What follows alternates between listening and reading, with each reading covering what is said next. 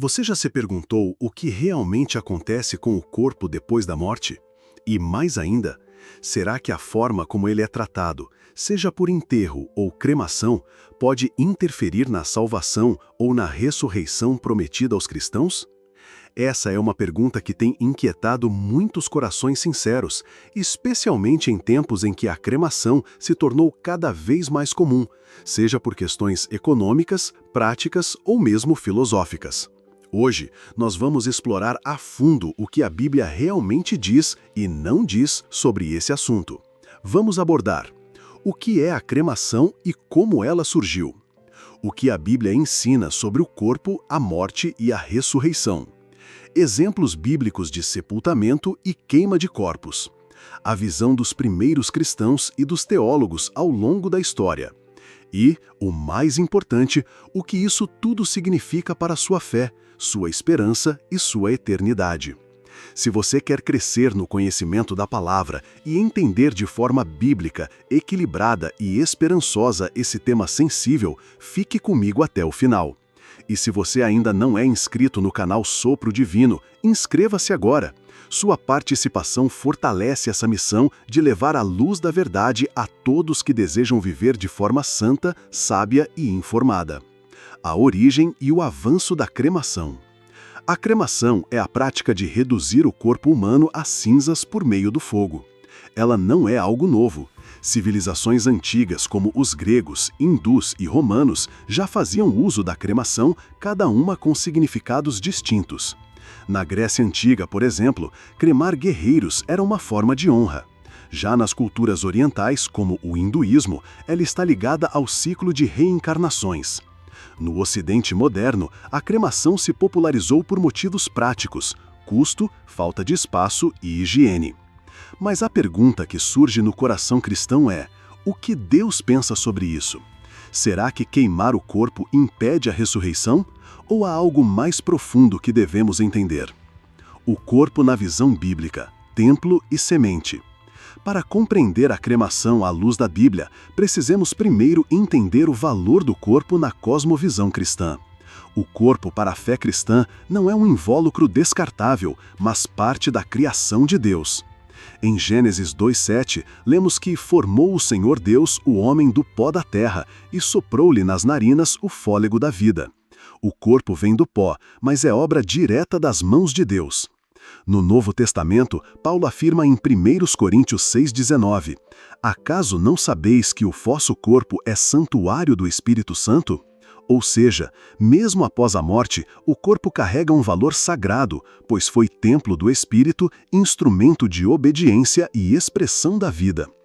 Em 1 Coríntios 15, 42 a 44, Paulo compara o corpo à semente, que é semeada em corrupção, mas ressuscita em incorruptibilidade. Ele será transformado, glorificado, mas será o mesmo corpo, renovado. Isso nos leva à próxima pergunta: como os corpos foram tratados na Bíblia? O modelo bíblico, sepultamento. Ao longo de toda a Escritura, o padrão que encontramos é o sepultamento. Abraão comprou um campo para enterrar Sara, Gênesis 23. Jacó foi embalsamado e sepultado no túmulo dos seus pais, Gênesis 50. Moisés foi sepultado por Deus, Deuteronômio 34:6. Jesus, o Filho de Deus, foi também sepultado, envolto em lençóis, colocado em um túmulo novo, João 19, 38, 42.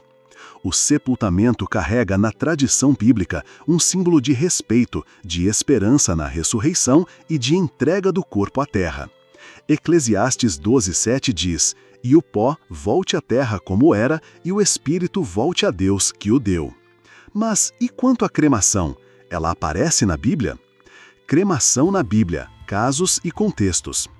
A Bíblia menciona a cremação? Sim, mas não como prática padrão ou desejada. Em Josué 7, Acã, que havia pecado contra Deus, foi apedrejado e depois queimado. Em 1 Samuel 31:12, os corpos de Saul e seus filhos, já em decomposição e desonrado, foram queimados pelos homens de Jabes-Gileade e seus ossos foram enterrados. Em Amós 2:1, Deus repreende Moabe por ter queimado os ossos do rei de Edom. Ou seja, sempre que a cremação aparece, é em contextos de juízo, vergonha ou necessidade. Nunca como padrão ou ideal de fé. Mas isso significa que é proibida. A ressurreição e a soberania de Deus. Talvez o maior temor das pessoas ao pensar em cremação seja: Deus poderá ressuscitar um corpo cremado? A resposta bíblica é clara: sim, absolutamente. Deus criou o ser humano do pó. Ele pode restaurar um corpo reduzido a cinzas, dissolvido no mar ou mesmo devorado por animais. Paulo afirma em Filipenses 3:21 que o Senhor transformará o nosso corpo de humilhação para ser conforme o seu corpo glorioso. A ressurreição não depende da integridade do corpo físico atual, mas da fidelidade de Deus e do poder do Espírito. Romanos 8:11. Se habita em vós o Espírito daquele que ressuscitou a Jesus, aquele que ressuscitou a Cristo, vivificará também os vossos corpos mortais. Nada escapa à soberania do Criador.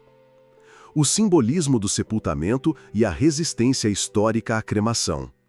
Por séculos, a Igreja resistiu à prática da cremação, não por uma proibição explícita nas Escrituras, mas pelo simbolismo que o sepultamento carrega.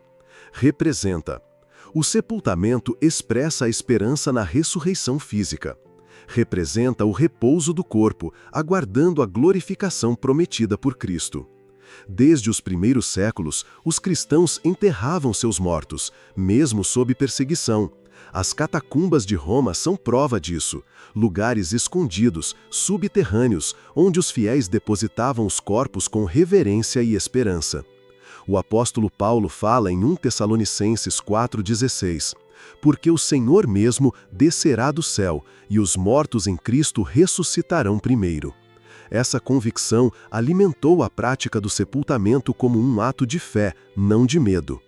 Quando a cremação se tornou popular no mundo cristão.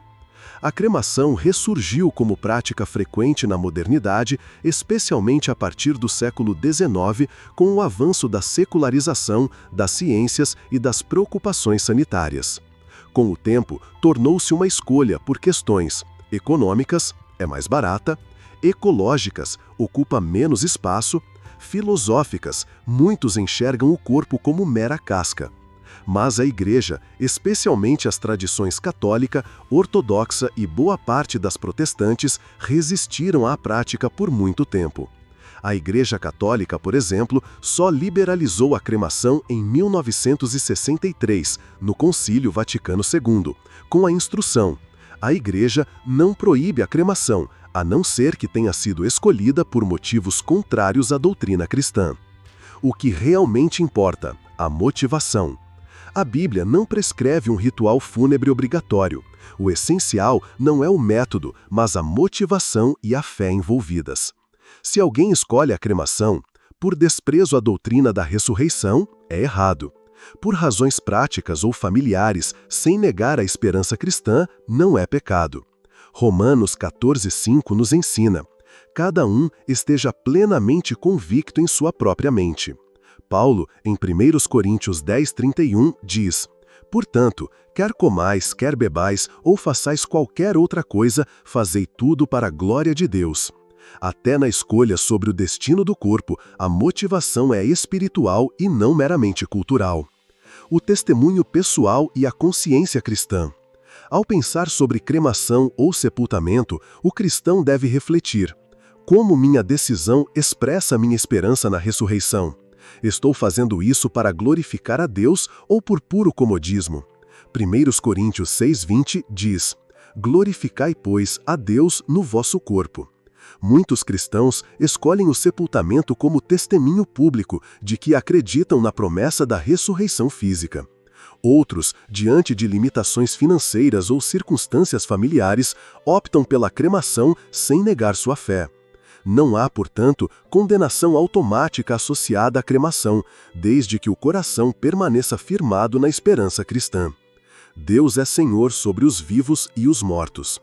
O ponto mais importante: Deus é Senhor soberano sobre os vivos e sobre os mortos. Em Romanos 14:8-9, Paulo declara: Quer pois vivamos ou morramos, somos do Senhor. Foi precisamente para este fim que Cristo morreu e ressuscitou, para ser Senhor tanto de mortos como de vivos.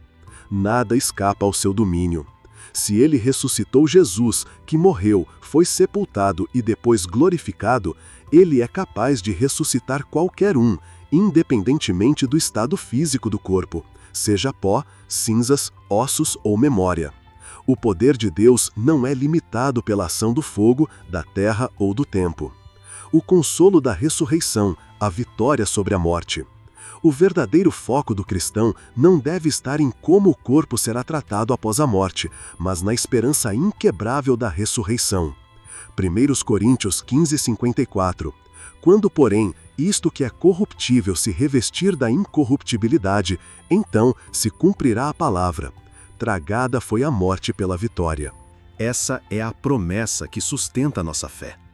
Tanto o que foi sepultado como o que foi cremado, todos que morreram em Cristo ressuscitarão incorruptíveis, glorificados, para viver eternamente com o Senhor. Apocalipse 21:4. E Deus enxugará dos seus olhos toda lágrima, e já não haverá morte, nem pranto, nem clamor, nem dor. O risco de legalismos e julgamentos. É importante também evitar o risco do legalismo, estabelecer como mandamento o que a Bíblia não ordena. Paulo adverte em Colossenses 2,16: Ninguém, pois, vos julgue por causa de comida, ou bebida, ou dia de festa. Da mesma forma, ninguém deve ser julgado por escolher a cremação ou sepultamento. Cada cristão, orientado pela palavra, pela oração e pela comunhão com a igreja, deve tomar sua decisão com responsabilidade e liberdade. O que a Bíblia não diz e o que ela garante. A Bíblia não diz que a cremação impede a salvação ou a ressurreição, que há um método fúnebre obrigatório, mas ela garante que os mortos em Cristo ressuscitarão. 1 Tessalonicenses 4,16. Que Deus é fiel e poderoso para transformar nossos corpos mortais. Filipenses 3:21. Que a esperança da vida eterna é para todos que creem, independentemente do que acontecer com seus corpos físicos. João 11:25. Conclusão: a verdadeira esperança cristã.